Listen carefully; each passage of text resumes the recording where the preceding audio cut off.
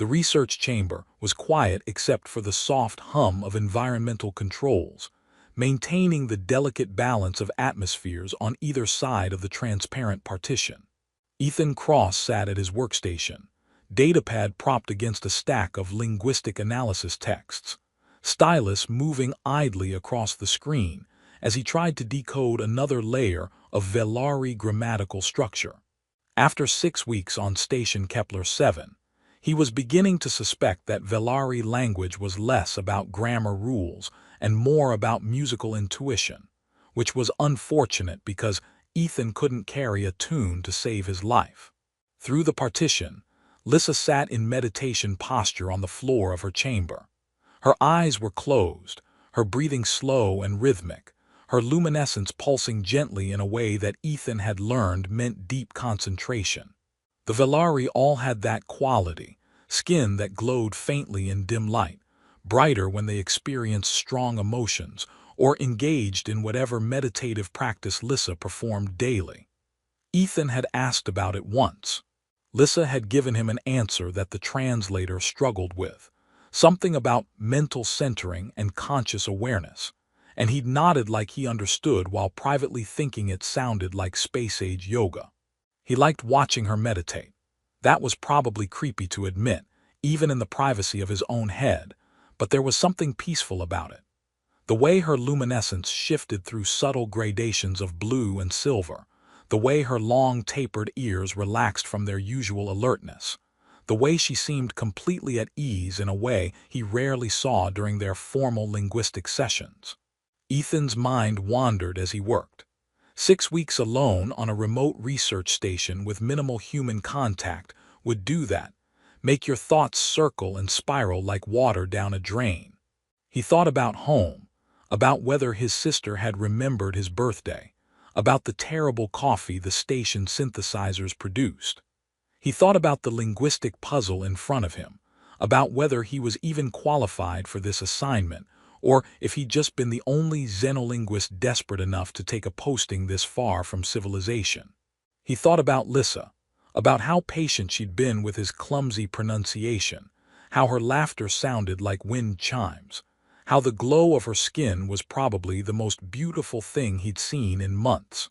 That last thought he tried to skim past quickly, a mental redirect that was becoming automatic. Professional boundaries. She was his research subject and cultural liaison. Thinking about how attractive she was definitely wasn't in the mission parameters. Though honestly, the parameters had said nothing about how to maintain professional distance when you spent 8 hours a day in adjacent rooms with someone, watching them exist through transparent walls like the universe's most elaborate aquarium setup. The Velari needed different atmospheric composition than humans, higher oxygen content, different pressure, trace elements that would make a human sick over prolonged exposure. Hence the partition, the careful separation, the ability to observe and communicate without risking contamination. Ethan's stylus stopped moving. He'd lost his place in the analysis, distracted by his own thoughts. How would he even explain Velari verbal structure to the linguistics board back home? The tonal shifts carried meaning that human ears barely registered. The pauses between words were as significant as the words themselves. And there was something else, something Lissa had hinted at but never quite explained. Some other layer of communication that the Velari used among themselves but didn't share with other species. He was mentally composing a research proposal about unstudied Velari communication methods when Lissa's eyes opened. She looked directly at him through the partition, and something in her expression made his heart stutter. Not fear exactly, but a kind of serious intensity he rarely saw from her. When she spoke, her voice came through the communication system with perfect clarity, each word carrying that melodic quality that made everything she said sound like the beginning of a song. "I was just thinking," she murmured and paused. The pause stretched. "That perhaps I should warn you, Ethan." Another pause. Her luminescence flickered, shifting toward uncertain purple. "Your thoughts are very loud today." She held his gaze through the transparent wall. "Be careful, human. I can hear everything." The words landed like physical objects. Ethan's brain processed them, rejected them, processed them again. His mouth opened but no sound emerged. His thoughts, which had been wandering freely through topics ranging from coffee quality to how beautiful Lissa looked when she meditated, stuttered to a halt like a crashed computer program. Here. Everything. His face went through what must have been a spectacular sequence of expressions, because Lissa's own face shifted from serious to something that might have been sympathy or might have been poorly suppressed amusement. "I apologize," she said softly. "I thought you knew. I thought your human researchers would have briefed you about Velari capabilities before assigning you to work with us." Ethan found his voice. It came out higher than normal. "Briefed me about what exactly?" Lissa's ears tilted in what he'd learned was embarrassment or discomfort. "About our perception, about how we experience other minds." She gestured vaguely at her own head. "The Velari are naturally telepathic, Ethan, not reading specific thoughts word by word but perceiving emotional resonance, mental content, strong or repeated thoughts." She paused, and her luminescence deepened to apologetic blue. "You've been thinking very loudly for 6 weeks now." The chamber felt too small, too warm. Ethan's mind, that traitorous organ, immediately began racing through every thought he'd had in her presence. The attraction he thought he'd been hiding. The moments of frustration when translation failed. The private fears and insecurities that he told himself were safely locked in his own head. The completely inappropriate thoughts about what it might be like to touch someone whose skin glowed like starlight. "Oh God, how much," he managed to say, "how much can you hear?" Lissa looked genuinely distressed now. "I wasn't trying to invade your privacy. I thought you knew. I thought I was being polite by not mentioning it, by pretending I couldn't perceive." She trailed off. "But I see now that was wrong. Not knowing was worse than knowing. I should have said something immediately." Ethan stood up, sat down, stood up again. His thoughts were a chaotic mess of embarrassment and scientific fascination and horror. "Can you read memories? Can you send thoughts to me? Can you turn it off? How does—" He stopped himself. "Sorry, too many questions." "Don't apologize." Lissa shifted position, moving closer to the partition between them. "I'll answer everything.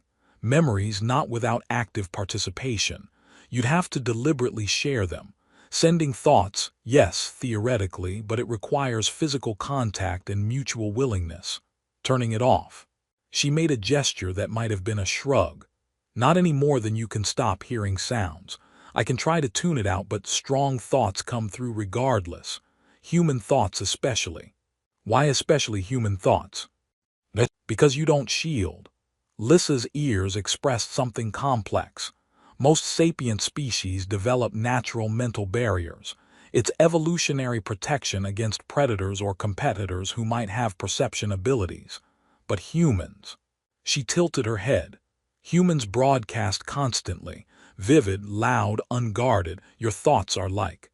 She searched for words. Like someone singing at full volume without realizing anyone can hear. Ethan sat down heavily. This explained so much. Why the Velari were so careful about proximity to other species. Why they maintained environmental barriers that seemed excessive for simple atmospheric differences. Why Lissa had sometimes reacted to things he hadn't said aloud. It wasn't intuition. She was literally hearing his thoughts. "I need a minute," he said. "Of course."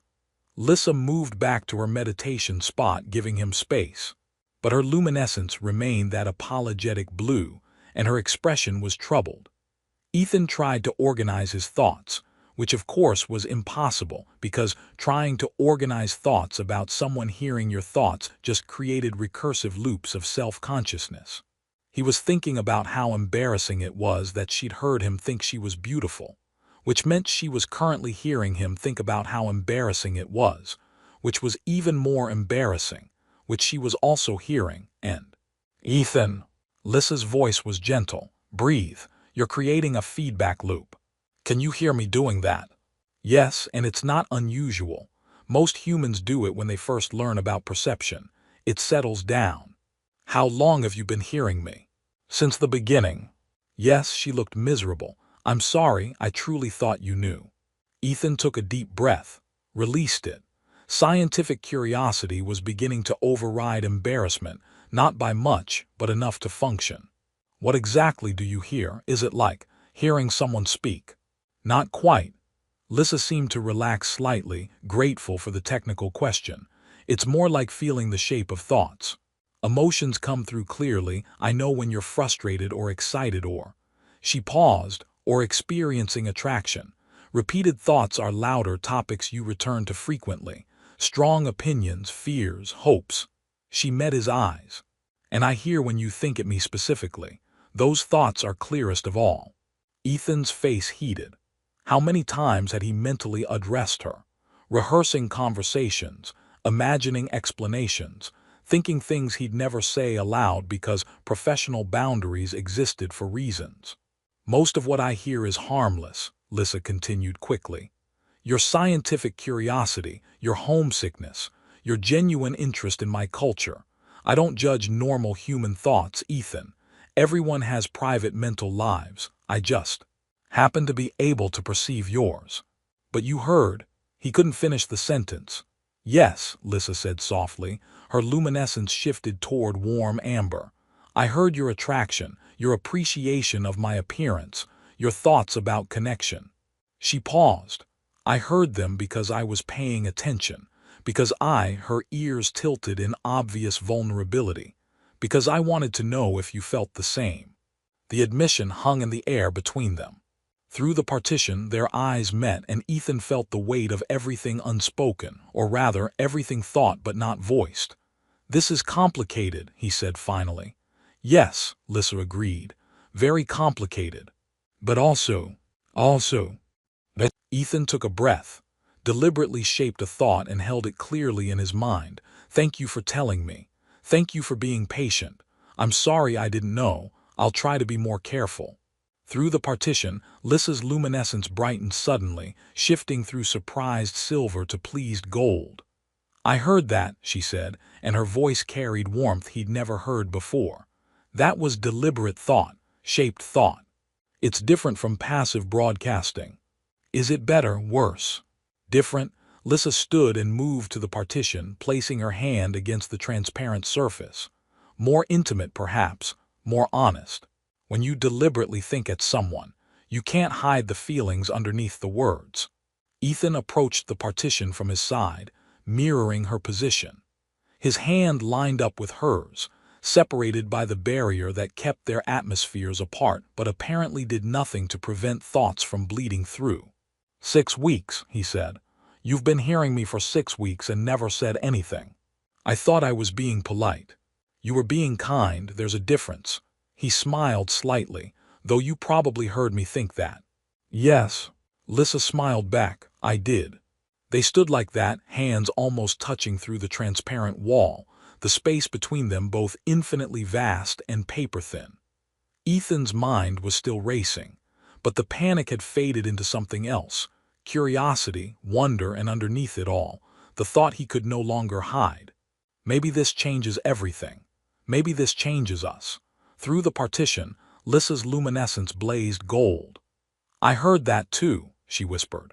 The next few days were an exercise in awkward adjustment that made Ethan feel like a teenager learning to control his voice during puberty, except instead of random pitch changes, it was random thought broadcasting. He became hyper-aware of his own mental processes, which paradoxically made them louder and more chaotic. Trying not to think about something was the most effective way to think about nothing else, and knowing that Lissa could hear him trying not to think about her just created recursive loops of self-consciousness that probably broadcast like mental sirens. You're doing it again, Lissa said on the 3rd day, her voice carrying amusement through the communication system. Ethan looked up from his datapad, where he'd been staring at the same linguistic analysis for 20 minutes without processing a single word. Doing what? The feedback loop. You're thinking about thinking. It's very loud and somewhat dizzying. Sorry, he rubbed his face. I don't know how to not do that. It takes practice, and you're trying too hard. Lissa set aside her own work and moved closer to the partition between them. You've spent your entire life assuming your thoughts were private. Learning they're not is disorienting. But Ethan. She paused, her luminescence shifting to gentle blue. You don't have to change who you are or how you think. I'm not asking for silence. I'm just asking for awareness. Awareness that someone is listening to my internal monologue at all times. That's not weird at all. It's very weird, Lissa agreed. But perhaps we can make it less weird. Would you like to learn some techniques my people use? Over the following days, Lissa taught him meditation exercises that Velari children learned to help them manage their own perception abilities. How to focus thoughts deliberately instead of letting them scatter. How to create mental quiet without fighting against your own consciousness. How to shape thoughts intentionally when you wanted to communicate and let them fade to background noise when you wanted privacy. It was exhausting. Ethan had never realized how much mental energy he spent on random internal chatter until he tried to redirect it. But slowly, with Lissa's patient guidance, he began to develop something like mental discipline. The change in their relationship was subtle but profound. Where before they'd maintained careful professional distance, now there was an intimacy neither could deny. You couldn't hide your reactions from someone who could feel your emotional resonance. Couldn't pretend not to care when caring broadcasted like a beacon. One evening, Ethan decided to test the boundaries of their new dynamic. Instead of trying to quiet his thoughts, he deliberately shaped them into a clear message. Thank you for teaching me, for being patient. I know this is probably exhausting for you. Through the partition, Lissa's luminescence brightened immediately. She turned to face him, surprise and pleasure flickering across her features. That was very clear, she said softly. Deliberately shaped thought. It's different from your usual mental voice, more focused, more intentional. Could you hear the emotions underneath it? Ethan asked. Yes. Her ears expressed something vulnerable. Gratitude, affection, curiosity about whether this matters to me. She paused. It does matter to me, in case you were wondering.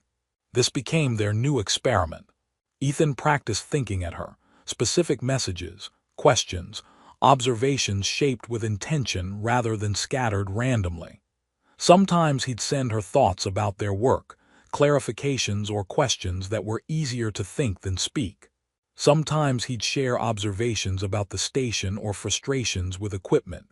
And sometimes, carefully, he'd share thoughts about her. Your laugh sounds like wind chimes. I could listen to it for hours. Through the partition, Lissa would respond vocally, maintaining the boundary between them while acknowledging the intimacy of mental communication. You think very poetic thoughts when you're relaxed, she told him one evening. During work hours, you're all linguistics and data, but in the evenings, your thoughts become softer, more contemplative. Is that good or bad? Neither, just different. I like seeing both sides of how you think. The conversations deepened. Lissa admitted that working with humans was isolating in ways she hadn't expected. Most of her Velari colleagues found human mental noise overwhelming and preferred to maintain maximum distance from human researchers. Being able to perceive thoughts meant being constantly bombarded with human emotional chaos, fear, aggression, loneliness, desire, all of it broadcasting at volumes humans never realized they were producing. But your thoughts, she said quietly one evening as they both worked in their adjacent chambers, are different. Loud, yes, but warm, curious, kind. You think about understanding, about connection, about wanting to do right by my people. Her luminescence shifted to soft gold. I find myself looking forward to our time together, to hearing how you think about things. Ethan deliberately shaped his response. I look forward to it too. More than I probably should. Why shouldn't you? Because you're not supposed to develop feelings for your research subject. Because we're from different species with different needs.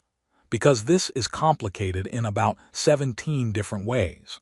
Lissa was quiet for a long moment. When she spoke, her voice was careful. I've been lonely too, Ethan. Working with humans is fascinating but isolating. Most of my people avoid close contact with other species, specifically because perception can be overwhelming. But with you, she pressed her hand against the partition. With you, I don't want distance. I want to hear your thoughts. I want to understand how your mind works. I want. She trailed off. Ethan moved to the partition, placing his hand opposite hers. Want what? Connection. Her luminescence flickered uncertain purple. Real connection. Not just professional collaboration, but actual understanding between minds. And I know that's complicated. I know the barriers between us are there for important reasons. But thoughts don't lie, Ethan. I know what you feel when you think about me, and you should know. She took a breath.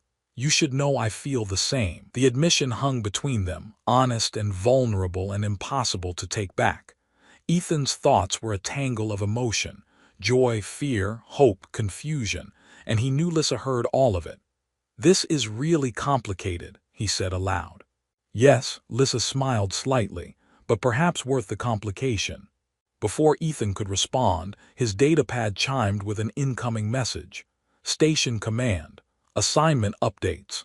He pulled it up with a sense of foreboding that Lissa must have felt immediately because her luminescence dimmed.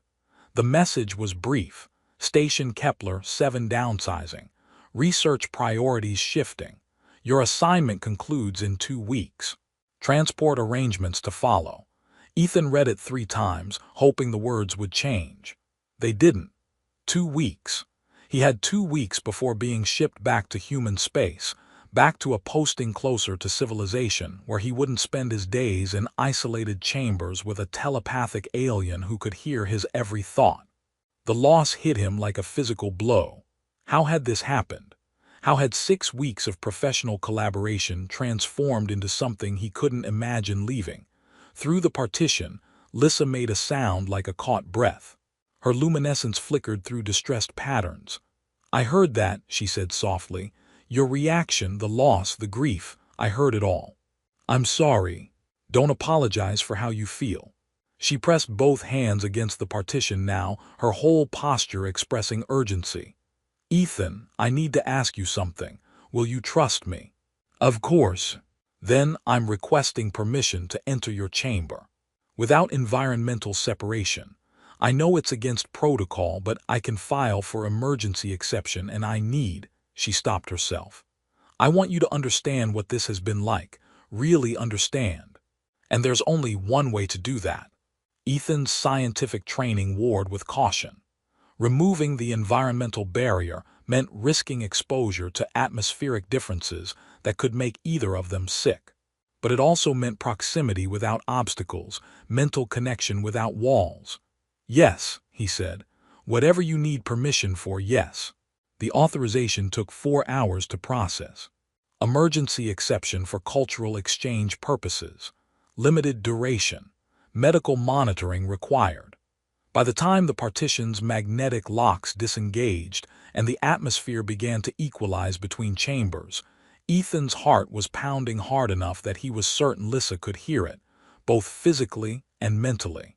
She stepped through the opening between chambers, and for the first time since they'd met, they were in the same space. No transparent wall, no environmental separation, just 2 people from different worlds, close enough to touch. The mental difference was immediate and overwhelming. Ethan could feel something, not thoughts exactly, but presence. A sense of Lissa's mind nearby, warm and complex and impossibly close.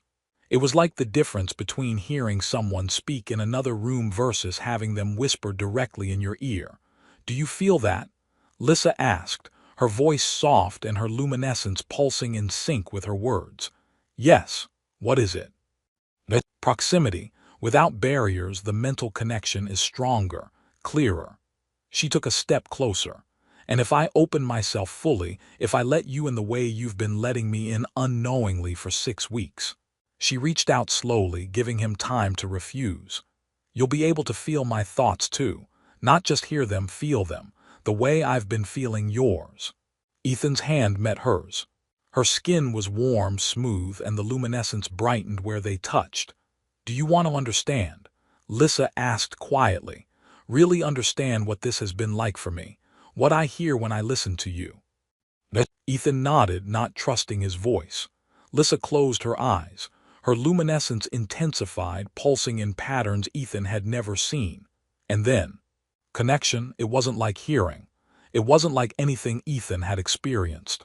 It was like suddenly perceiving a dimension that had always been there but invisible, like a color he'd been blind to his entire life. He could feel Lissa's mind, not as words or images, but as pure emotional texture. Her loneliness echoed his own months of isolation on this remote station, working with species who found her presence uncomfortable, missing her home, but committed to her work. Her fascination with him was layered and complex. Intellectual curiosity about human thought patterns, appreciation for his dedication to understanding her people, and underneath it all, genuine affection that had grown over weeks of proximity and shared purpose. He felt her struggle with attraction she thought was one-sided, her careful maintenance of professional boundaries while her heart reached toward connection. He felt her joy at his clumsy attempts to communicate mentally, her amusement at his recursive thought loops, her genuine care for his well-being. And deeper still, he felt her hope. Hope that the connection between them was real. Hope that what had grown in 6 weeks of adjacent isolation could survive distance and difference. Hope that he felt the same. Hope that she hadn't been imagining the warmth in his thoughts when he looked at her. The connection broke suddenly, leaving Ethan gasping like he'd surfaced from deep water. Lissa stepped back, her luminescence flickering wildly, her breathing unsteady. "I'm sorry," she said quickly. "That was intense. I shouldn't have." "You felt lonely," Ethan interrupted. His voice came out rough. "All this time you've been lonely." "Yes." Lissa's ears tilted in vulnerable admission. "Very lonely. But you heard my thoughts and didn't feel so alone." "Yes," her luminescence settled to soft amber. "Your thoughts were." She searched for words. "Warm, curious, kind. You think about understanding, about connection, about wanting to do right by everyone around you. Listening to you think became the best part of my day." Ethan's own thoughts were a tangle he couldn't separate. "You felt all that from me, just from proximity." "Yes." Lissa moved closer again, her luminescence pulsing gently. "But you felt me too just now. When I opened the connection, you understood." Ethan nodded slowly, still processing the cascade of emotions he'd perceived in those brief seconds. "It's not what I expected. It's not like reading someone's diary or overhearing a conversation. It's more like standing in the same emotional space," Lissa finished. "Occupying the same moment of feeling. That's what perception is for my people. Not invasive surveillance but shared experience." She paused, her ears tilting uncertainly. "Though I understand it feels invasive when only one party knows it's happening, I truly am sorry you weren't informed." "Don't apologize anymore." Ethan deliberately shaped his thoughts, focusing them clearly. "I'm not angry. I'm amazed. And terrified. And I don't want to leave in 2 weeks." Through their proximity with the barriers removed, Lissa's response came through not just as words but as resonant feeling. Relief, shared fear, and something warmer that made her luminescence blaze gold. "Then don't," she said softly. "Or rather leave if you must, but come back. This doesn't have to end, Ethan. It can transform." "How? You're stationed here. I'll be assigned somewhere in human space. We can't maintain this kind of connection across light years." "No," Lissa admitted. "Distance will dampen perception significantly. I won't be able to hear your idle thoughts from across the galaxy." Her hand found his again, and the contact strengthened the mental resonance between them. But deliberately shaped thoughts, strong emotions, intentional communication, those can carry farther than you'd think. My people have maintained mental connections across vast distances when the bond is strong enough. Is ours strong enough? Instead of answering with words, Lissa tightened her grip on his hand and opened herself again. The connection flooded back, and this time Ethan tried to reciprocate, to push his own feelings through whatever channel existed between them. Affection, growing into something deeper, something he'd been afraid to name but could no longer hide. Respect for her patience, her intelligence, her willingness to bridge the gap between their species, gratitude for her honesty, fear of loss, hope that what they'd found could survive transformation. And underneath it all, a question he barely dared to think: could this work? Could we work? Lissa's response came through as pure emotional resonance before crystallizing into words. I don't know, but I want to try. Don't you hear yourself, Ethan? Your thoughts when you think at me, they're full of hope and fear and wanting. You don't think like that about something temporary. You think like that about something you're afraid of losing. She was right. Of course she was right. She'd been hearing his thoughts for 6 weeks, hearing him fall for her in slow increments while he tried to maintain professional distance and failed spectacularly. This is complicated, Ethan said aloud, because some things needed to be spoken as well as felt. Very, Lissa agreed. Cross-species relationships always are. The physical differences alone, I need different atmosphere, different pressure. Extended exposure to human environments makes me ill. Extended exposure to Velari environments would do the same to you. We'd need environmental suits, barriers. Yes, but not mental barriers. Lissa's luminescence pulsed in time with her words. With practice, with intention, we could maintain connection even when physically separated. It wouldn't be the same as proximity, but it would be something. A thread between minds that distance can't completely sever. You'd be willing to try that.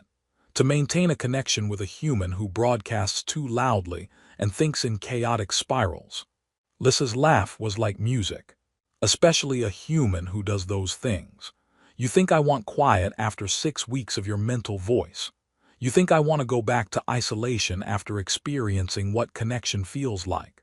She sobered, her luminescence shifting to serious blue. I know it won't be easy. I know there will be challenges we can't anticipate. But thoughts don't lie, Ethan. I know what you feel. And you know what I feel. That's not nothing. It wasn't nothing. It was everything, and terrifying and impossible to walk away from. Ethan spent his remaining 2 weeks learning everything he could about mental connection across distance. Lissa taught him exercises to strengthen deliberate thought projection, to shape his mental voice so clearly that it could theoretically carry across the void between stars. She explained how Velari maintained family bonds across their scattered colonies. Not constant perception, but periodic check-ins. Strong emotions broadcast intentionally, the mental equivalent of calling home. You won't hear my random thoughts, Lissa explained during one of their last sessions together. Distance and your natural human shielding will prevent that. But if you think at me deliberately, if you shape your thoughts with intention and emotion, I'll hear you. And I'll respond. How will I hear you respond if I'm not telepathic? Lissa's ears tilted in something like mischief. That's the interesting part. You're not telepathic by nature, but you're not completely deaf either. You felt my emotions when I opened to you. With practice, with focus, you might be able to perceive my responses. Not as clearly as I hear you, but as impressions. Feelings that aren't your own. Thoughts that arrive fully formed rather than building gradually. That sounds like it could be confusing. Very, Lissa smiled. But you're intelligent and adaptable. You learn to shape your thoughts in days when most humans take weeks. You'll learn to listen too. They practiced. Ethan would leave her chamber, go to different parts of the station, and try to think at her from increasing distances. Lissa would confirm what she heard, correct his technique, encourage his progress. Slowly, Ethan began to notice something, a warmth in his chest when he thought of her, a sense of presence that felt like response rather than imagination. That's me, Lissa confirmed when he described it. I'm thinking back at you. You're beginning to hear. The night before his transport arrived, they spent hours in adjacent chambers, back to the environmental separation that protocol required, but which now felt like a tragic waste. They talked about logistics, about communication plans, about Ethan's proposal to establish formal research protocols for human-Velari interaction that would account for telepathic perception. I'm requesting reassignment, Ethan told her. Back here to Kepler 7. It'll take months to process, maybe longer, but I have proposals, funding sources, academic backing. I'm going to make them let me come back. Through the partition, Lissa's luminescence blazed gold. I'll be here, waiting, listening for you across the distance. What if I'm not loud enough? What if you can't hear me once I'm light years away? Then I'll listen harder. Lissa pressed her hand against the partition. Your thoughts are too loud for me to forget, Ethan Cross. Too warm, too curious, too uniquely you. I'll hear you, I promise. That final night, Ethan practiced deliberately shaped thoughts one last time, pouring everything he felt into clear mental transmission. Gratitude, affection, something deeper he was finally ready to name. Hope, promise, I'll come back. Lissa's response came through as pure feeling, warmth and certainty, and patient faith that this wasn't an ending but a transformation.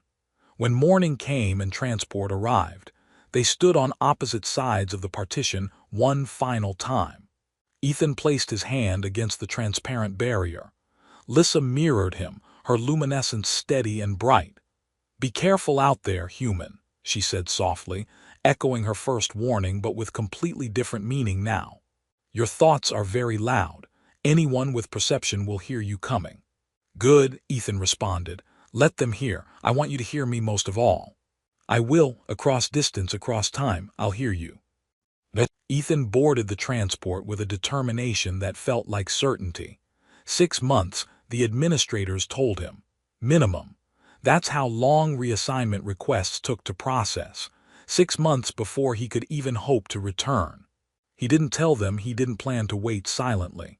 Every day he practiced the exercises Lissa had taught him, shaping his thoughts with intention, broadcasting across the void, thinking at her with all the focus and emotional resonance he could muster. At first, he wasn't sure if it worked. His thoughts seemed to vanish into space, unanswered. But then he'd notice something, a warmth in his chest that felt like recognition, an impression of gold luminescence, a sense of being heard that was too specific to be imagination. He started keeping a journal of these moments. Morning coffee while watching stars. Felt warmth, heard wind chime laughter, presence like being home. Evening before sleep. Sense of peaceful meditation, blue-silver glow, thought that arrived fully formed, sleep well, I hear you. Station maintenance shift during 3rd week. Sudden spike of amusement. Impression of Lissa laughing at something in his thoughts, feeling of shared joy. The academic world, surprisingly, was fascinated by his proposals. Cross-species communication via telepathic perception opened entire new research avenues. The ethics of mental privacy versus connection. The biological mechanisms of thought transmission. The implications for diplomatic relations if humans could learn to perceive and respond to species with natural telepathic abilities. Ethan gave presentations, wrote papers, fielded questions from xenobiologists and communications specialists and ethics boards. And through it all, he maintained his daily practice of thinking at Lissa across the light years between them. 4 months into his reassignment, he received formal approval. Return to Kepler-7 authorized. Extended research period. Funding secured. Position created specifically for studying human Velari communication protocols. He thought the news at Lissa so loudly he suspected half the telepathic species in the sector probably heard him.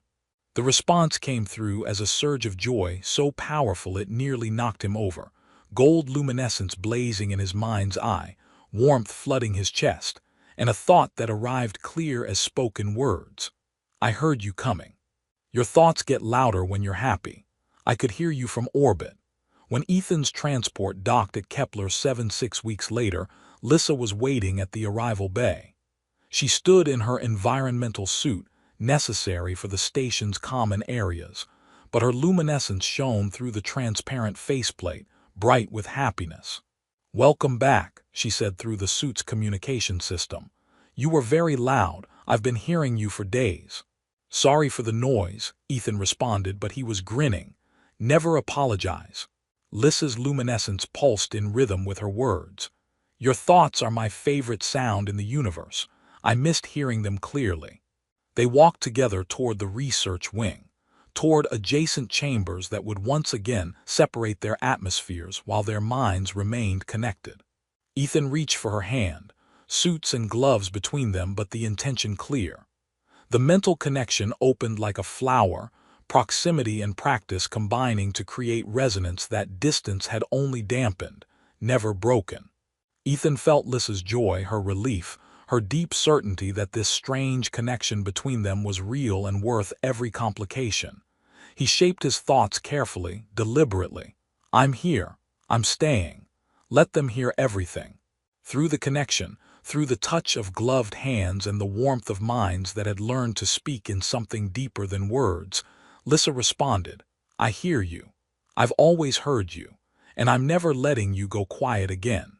Two minds from different worlds, learning that sometimes the most profound connections are the ones you can't hide from.